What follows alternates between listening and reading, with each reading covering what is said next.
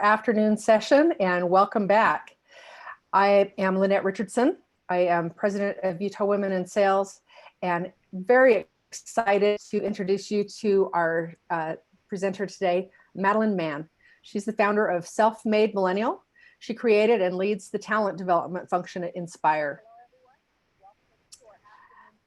Madeline is a former head of people operations. Hang on. We're having an echo. There we go. I apologize if you guys heard that. Anyway, so Madeline is the former head of People Ops department at GEM and has played many roles in the human resources for dynamic international team at Scopely. At Self-Made Millennial, a content channel that spans TikTok and YouTube, she provides rapid-fire, battle-tested career and job search advice. She's brought in thousands of powerful testimonies and subscribers and has been featured on Business Insider, Newsweek, SHRM, and more. Last year, she was named one of the top 50 people to follow on LinkedIn and the top YouTube channel for job seekers. And I am really excited to introduce this wonderful woman to you. So Madeline, take it away. Thank you so much. It's so great to be here. And I am so glad to be back at Get Hired. This is such a fun event.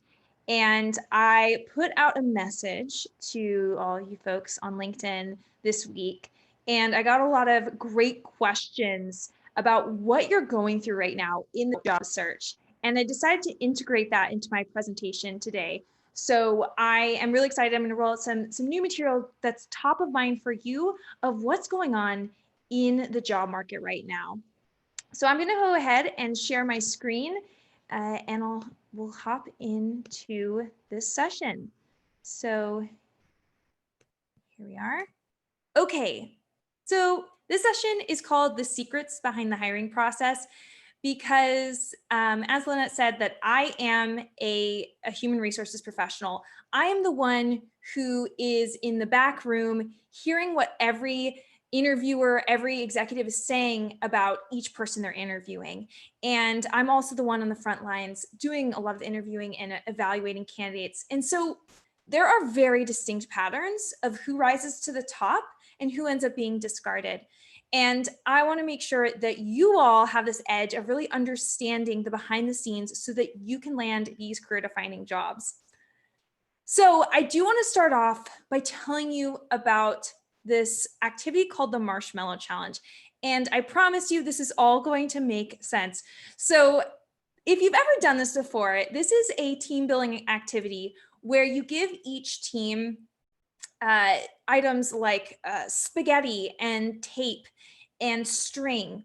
And they have 15 minutes to create a freestanding structure that can support a marshmallow. Now, they have done this activity across so many different groups, and you may have done this yourself. And they've measured which groups are much more effective at this activity and which are not so good at it.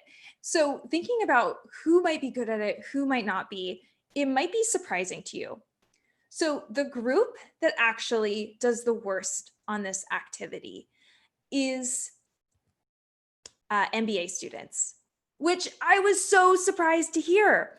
But what happens with MBA students is you give them this time-bound activity and they start strategizing, they start delegating, they sketch out all the different possibilities and they talk through, okay, who should lead this part and who should do this.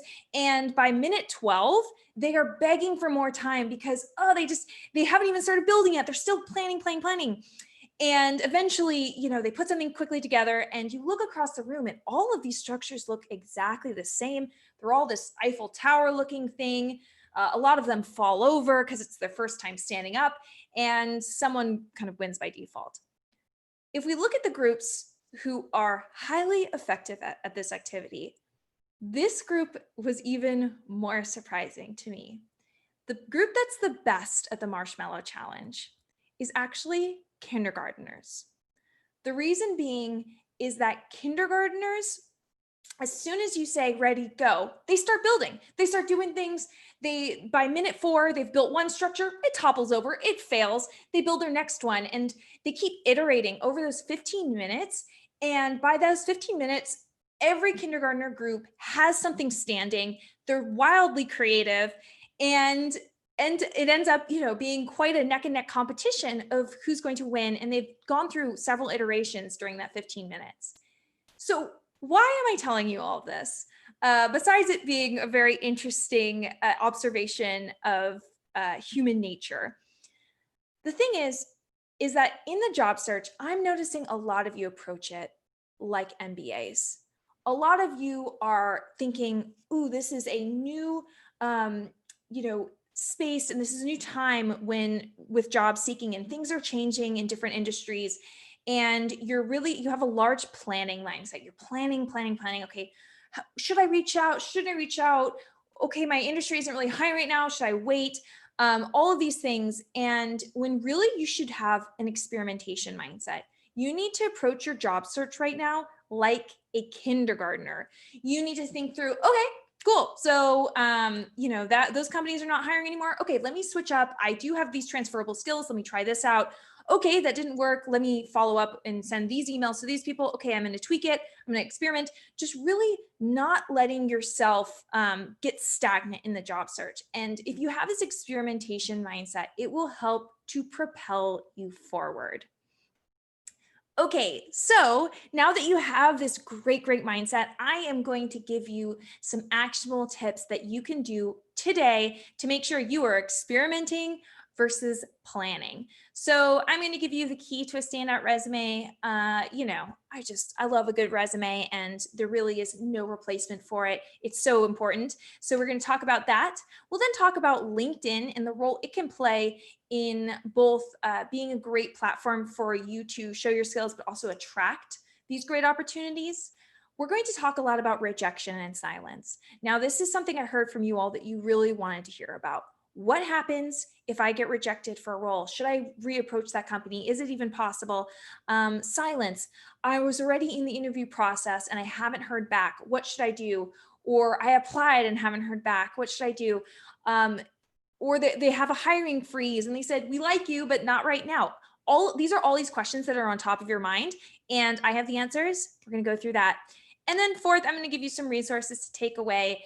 And one of the things I like to do is to give you resources and links. It's tough to do through a presentation. So what I recommend is if you see a QR code on the screen, that means you just need to hold up your camera on your phone. And typically most cameras these days will detect the QR code and you can go straight to that website. So that's a great tool if you see a resource that you think you would like to explore further. So who the heck am I? Some of you may have been following me for a while. Some of you have probably never seen me before in your life. So I'm Madeline Mann. I am the creator of Self-Made Millennial. I was, the head of HR, where I was really noticing all of these different things that if only professionals and job seekers knew how to be better in the job search and in their career, they would make much different decisions with the context I have in my career. So I thought, I got to put out this actionable content, make sure people are making strides in their business. I've landed thousands of people career defining jobs. I have the number 2 career oriented TikTok channel, second only to Gary Vee, according to TikTok. I'm a top 5 YouTube channel for job seekers and career exploration, according to Career Karma. And I also have the fastest growing LinkedIn profile of career coaches, according to LinkedIn Rockstars, for the past year. So I've really grown this audience. I absolutely do this as a love and a passion of helping people. And I have also private programs where people join, and we are this amazing network who are going after these really high value opportunities, because you absolutely can get high value opportunities even when the world is through a pandemic, even when the economy is, we don't know which way it's going to turn. We can definitely make this happen. Okay, so in case you needed to hear this another time, which I'm sure you don't, online applications are flooded right now. Where some companies were getting 100 applications, they're now getting 200, 300, 400. So knowing that, I still think that applying online, there's definitely merit in it. But just thinking about that, you have to really think in your job search, if it's comfortable, then it's crowded. So if you feel comfortable submitting your resume to another company, hitting submit, or hitting LinkedIn easy apply, if that's comfortable, then it's almost guaranteed that it's crowded. And so in the job search, it's not about, well, I have a 1 out of 200 chance of getting this job because I applied. Those odds aren't actually accurate. When you do something that is uncomfortable, those odds don't even really matter. Those odds suddenly kind of dissipate because you are taking this extra effort. And as we're walking through this presentation, I will show you different ways where you can make that extra effort, and suddenly those odds aren't 1 in 200, suddenly they're 1 in 20, they're 1 in 10. And so you really need to think about, is my job search strategy comfortable? And if not, we need to change it. If you feel uncomfortable reaching out to someone you don't know and asking them for an informational interview, that's a sign that you should be doing it. And so just notice this as I'm telling you different things to do. If it makes you uncomfortable, that's a really good sign that very few people are doing it because it scares them, because it's unnatural to them. And that's a sign you should go for it. Obviously, there are definitely restrictions to this. If you are walking up to the hiring manager's home and doing something creepy and you feel uncomfortable, we all feel uncomfortable. So obviously there are complete limits to this, but I think you all are understanding what I'm saying. Okay, so like I said, applying online does work, but you do need a killer resume. If you're going to apply online, you gotta bring your A game, okay, folks? And here is the thing I tell people. Build a resume that is a sales page, not a Wikipedia page. I've read thousands of resumes. Almost all of them are Wikipedia pages. Why? Because we think, I am a complete person. I have this journey. I want them to understand everything I've done and give them an accurate picture of the things I did in my last job and the jobs before, so they understand fully what they're getting with me. No, companies don't want to understand fully what they're getting with you. They don't want every organization you've been a part of and every leadership role. No, they want to know, what is the value you add to me? What is the value you bring to me? And make it like a sales page. On a sales page, it doesn't have all of the intricate details of everything you need to buy. No, it gives you the value proposition. It shows the consumer what they are most interested in and how it's going to help them. Make sure your resume is sculpted in a way that you think of first of the employer and then build your resume back from that, versus you as an individual telling your tale, writing your Wikipedia page. And I absolutely love this example of Jing Han, where she applied to Google. She's super ambitious, super talented, and ambitious, talented people still get rejected from Google, and her resume was rejected fairly quickly. And she didn't stop there though. And here's the thing. A lot of people ask me, if I've already applied to a company and I see them open up another role that I'm interested in, should I reapply? Or she was going to reapply to a role that was almost identical, but maybe in like a slightly different department. And when people ask me, should I reapply? I say, what are you going to do differently this time? And sometimes that catches people off guard because they think the action is to simply throw their hat into a ring a second time. Absolutely not. If you were rejected once, what are you bringing to the table? Now, it's different if you made it to like one of the final rounds and you're reapplying. Like that means that you already have, you've already shown that you are someone who gets through. But let's say your application git's rejected right at the beginning. What are you doing differently this time? And Jing Han, she thought, okay, this role's open again. It's in a slightly different department, but it's essentially the exact same role. I want to apply again, but I'm not going to do the same thing because that didn't get me results before. Remember, she has an experimentation mindset. So she's like, all right, let's test something out. So she enrolled in one of my courses. We built out her resume in this sales page format. And within a few days, bam, she got an interview with Google and got into that job. She got into that interview. And so that was such an amazing thing to see. And so just make sure that you are iterating, right? Experimenting and making sure that if you do want to reapply, that you are bringing something fresh and you're not going to approach it the same way you did before. Okay, so I cannot help but talk so much about LinkedIn, and I really think that we need to step our LinkedIns up in this time to really increase the odds that we will get the best possible opportunities.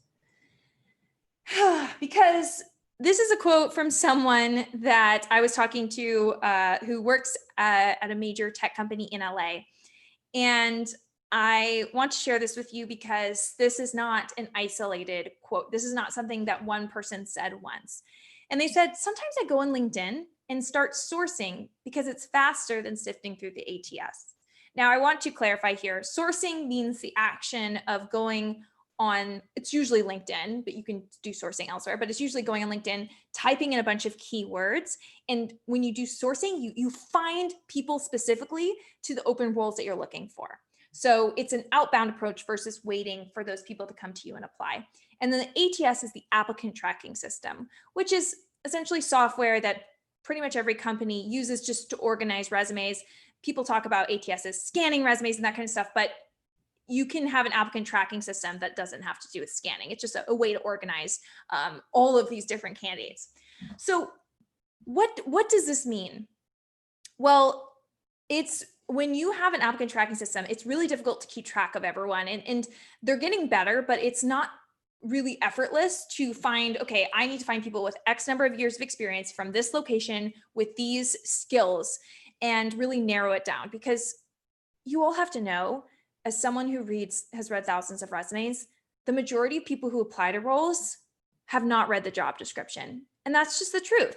It'll be, I'm hiring for a human resources job right now, and everything about the applications were about marketing. And it's just obvious that they haven't taken the time to make their resume sales pitch, or they just didn't even, they misinterpreted the title of the role. So anyways, there's a lot of people who are applying who don't actually want the role. They just kind of are just putting their resume out there and seeing who will call them, and just trying to get a hit. So it's a lot of information, a lot to sift through to get to those perfect candidates who have taken the time to really understand what they're applying to. And so some of these people, not myself, but they'll go off and they'll just look on LinkedIn and they'll hand pick people, ask them to interview and hire them versus going through applications. So we need to make sure that even if you do apply, you also are being handpicked out there on LinkedIn. Because even though, a lot of companies have been hit hard and maybe they're not hiring as much, they're still paying thousands and thousands of dollars to recruiters to help them find the right person, which is the thing is like when you're paying for skilled talent, it's not about, okay, find me someone who's qualified. It's no, find me someone who is qualified, who has the right values, who I'd enjoy working with, who's the right fit, who has these special expertise. Like there's a whole thing that they're looking for, and companies will continue looking for a role until they found the right person, not a person.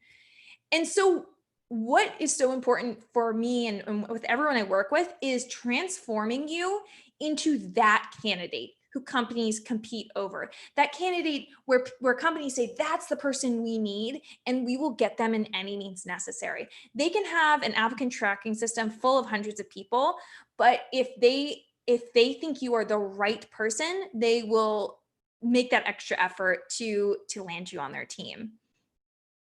And so I definitely want to share with you, I've put a lot of work into this because I've noticed how important it is that we are not putting our careers on hold because we are in the middle of a pandemic, where we are not saying, oh, I'm going to settle because of the conditions. You can still get a high paying 6-figure role that is career defining, that is your next step. And so I have created a step-by-step process to land these jobs, even if COVID threw off your life and now you have to change careers. It's absolutely possible. So I do have a free masterclass that I have on September 1st. So you can check that out. I put the QR code there. And also if you follow me on LinkedIn, you can also, the link is bold there in my features section. So really how to land your 6-figure job offers using my Glory formula. We'll go a lot deeper into that and really make sure that you are making the best possible moves in your career during this time. So, but let's talk a bit more about what we can do now with our LinkedIn profile to get that attention. And so I hope to see you all there. Let me know out there if you're going to come to that. I'm so excited. So if your resume is a sales page, your LinkedIn is like a sweet brochure, right? They're scrolling through, they see all the pretty images, they see all the different stuff about you, people peruse it, they stumble upon your profile. So you really want to give them the full tour of kind of what they can expect for you. Now, when you think about what are some of the top parts of your LinkedIn profile, it's very easy for me, for someone who believes so strongly that LinkedIn is the gateway to really landing a lot of these amazing opportunities, to say it's all important, which it all is. But if we would really boil it down to just a couple things you can do today, I would say, first of all, you've got to address your photo. It's just, I know you probably heard this before, but I really want to harp on it in that you should use photofeeler.com. If someone out there, if you know that URL, if you want to type it into the chat out there, photofeeler.com. And what it does is people out there rate your image on influence, competence, and likability.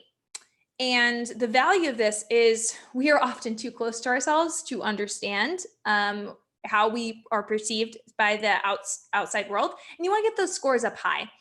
The most important out of those three is likability. So let me tell you a story about my LinkedIn image. I put an image through Photo Feeler, and it came back really high on influence, really high on competence, but it was mediocre on likability. I had my arms crossed in the photo. I was smiling, but I had my arms crossed. And so I cropped out my arms being crossed. Competence and influence went down a little bit, but likability shot up.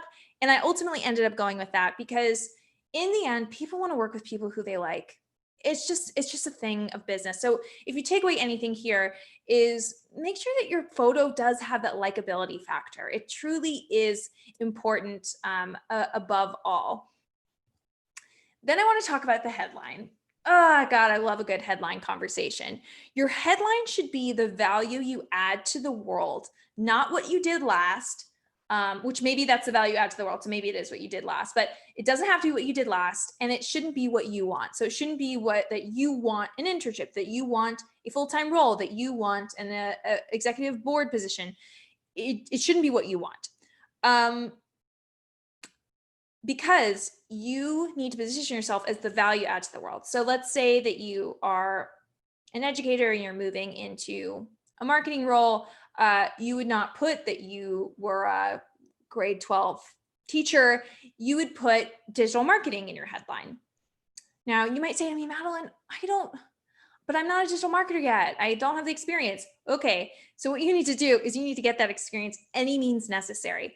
That means that you are you're building your own projects, you're starting your own thing. You are, your neighbor down the street has a jewelry business, and so you opt to help him with his email campaign, whatever it is, right? You are building an experience any means necessary. And again, it's experimentation. You're getting out there, you're trying things, and you build one email campaign. Heck yes, you are not, you've not been granted a full-time role at a company, but you don't need that to put that in your LinkedIn headline. If you have the skills to perform the value you add to the world, then that belongs in your LinkedIn headline so that you attract the right people. And I absolutely love this example from Anderson. He was in one of my programs and landed an exceptional role in his path of his career of choice.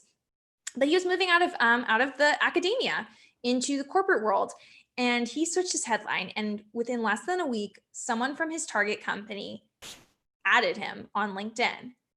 And Anderson was like, "What? How did this sorcery happen?" And he actually asked the person, like, "Hey, what attracted you to my profile?" And they said, "I read your headline and you seem like someone who I could learn a lot of great stuff from." And then they started talking shop about the industry. Oh, by the way, this person in his target company was also in his target function of that company. So it's just crazy how when you put this out into the world, that great things come to you. And Anderson, he did such a great job. He definitely had a sales page, not a Wikipedia page. All good stuff. landing big opportunities. And then let's talk about your settings. So your settings on your LinkedIn, I have tutorials and coaching all around your settings because there's actually a lot of stuff in there you should do.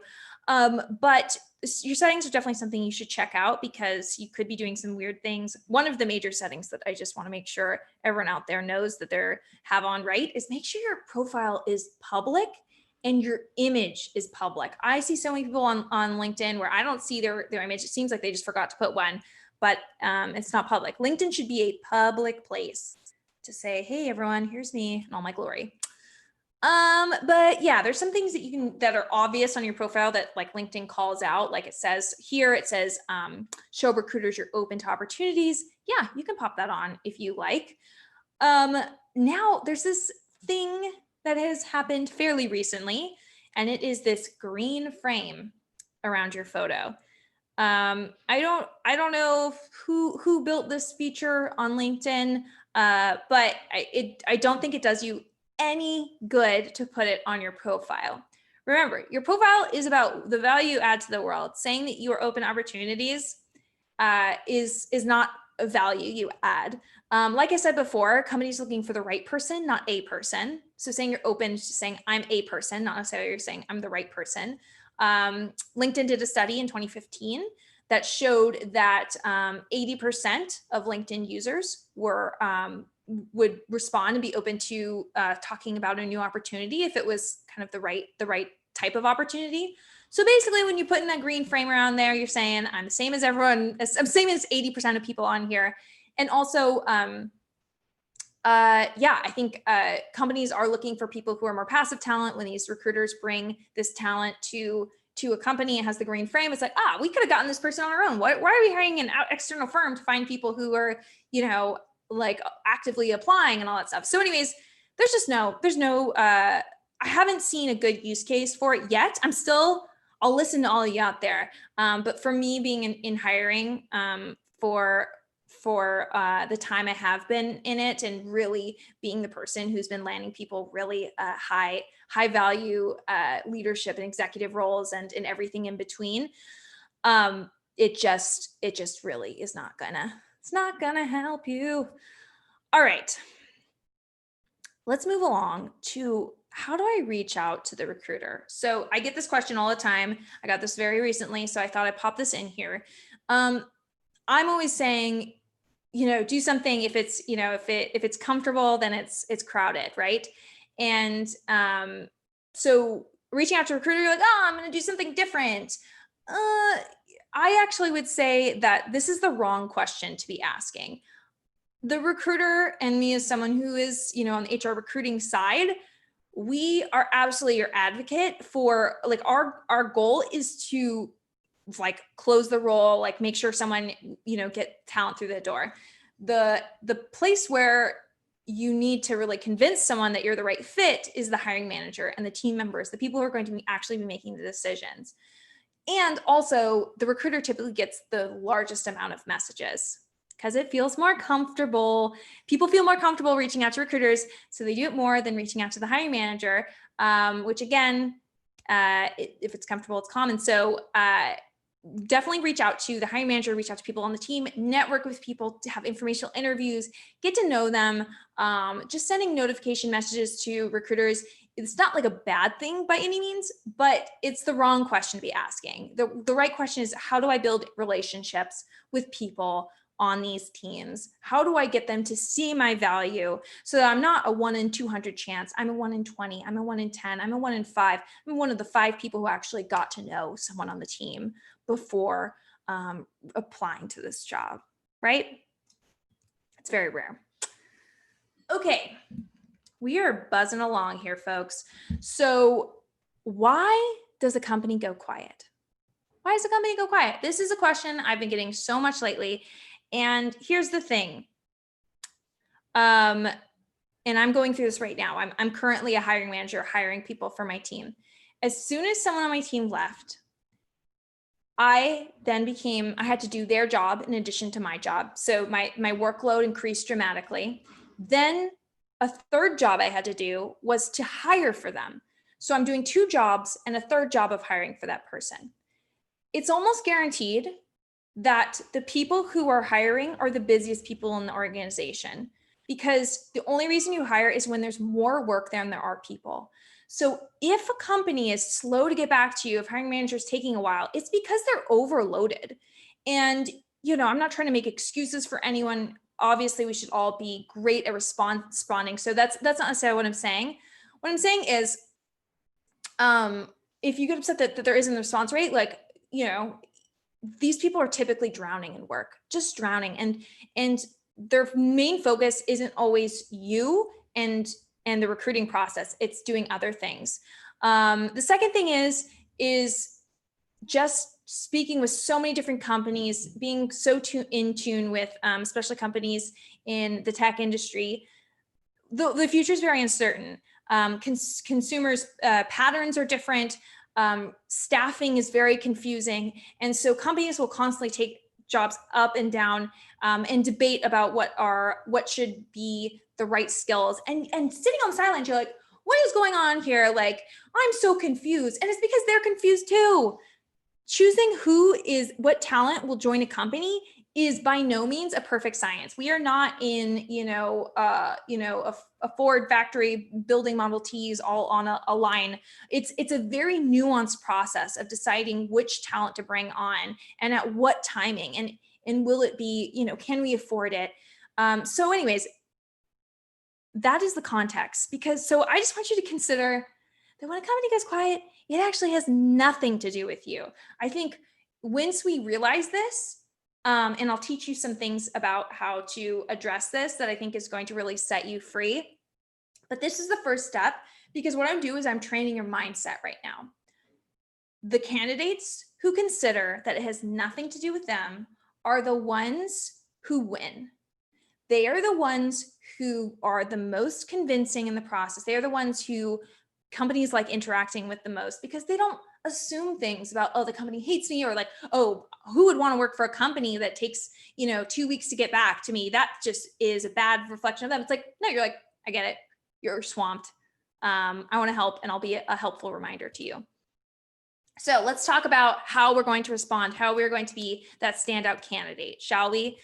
So we are going to, during the interview process, we haven't heard anything for weeks, we are going to follow up. People go, oh my gosh, like, should I follow up? Should I follow up? Yes, follow up every, if you're in their interview process, I would say follow up every 5 to 8 business days. People always give me, oh, but then they said this, and then the interview was like this, and so should I still follow up? We all like to think we have a unique, special snowflake situation. Follow up, just follow up every 5 to 8 business days, and do so in a cheerful way. So something like, hey, I just want to say that I'm still really interested, and let me know if there's anything else you need from me. I really enjoyed our conversation last week. Or, hey, just following up about next steps. I'm looking forward to hearing from you. These emails are extremely simple, and they do not place any sort of like, hey, like, I don't know if you saw my last email, or like, are you guys still considering it? Like, there's not this insecurity. And then like, hey, I have time. If I'm a little bit open next week, if you guys want to, I know you mentioned a project I need to do, so I can do that next week. Let me know. You're basically just assuming that they want to hear from you again, and that positivity radiates, and it shows that you're like, this has nothing to do with me. And it's just been so amazing how many people have written to me. I do have free email templates on my website, madeline.com, if you want to know how to follow up.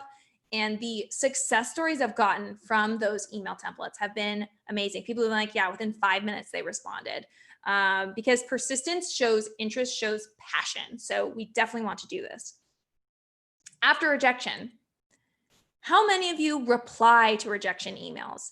And now you might say, Madeline, I got a rejection email and it was from a no reply. So your advice of saying that I should reply with gratitude just doesn't apply to me. I don't put up with those excuses. Okay.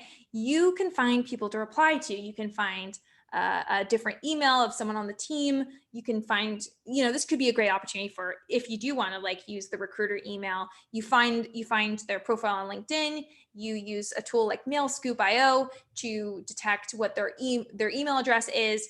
You do these things and you get that gratitude out there, right? Or maybe there's a work at company email on their website, whatever it is, reply to it. Say how grateful you were to be considered, that you think the company is great, that you'd love to be considered in the future. Let me tell you, here's the psychology behind an employer. We're humans. We were on your side before. We know that people respond extremely poorly to rejection.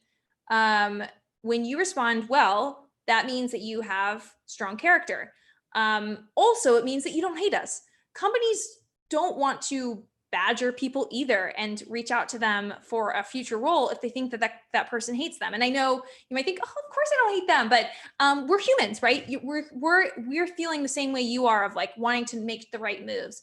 And so sometimes we think, oh wow, we just rejected that person, like maybe they don't like us. No, so saying yeah, like I know you rejected me, but I so want to be a part of this. Let's do this.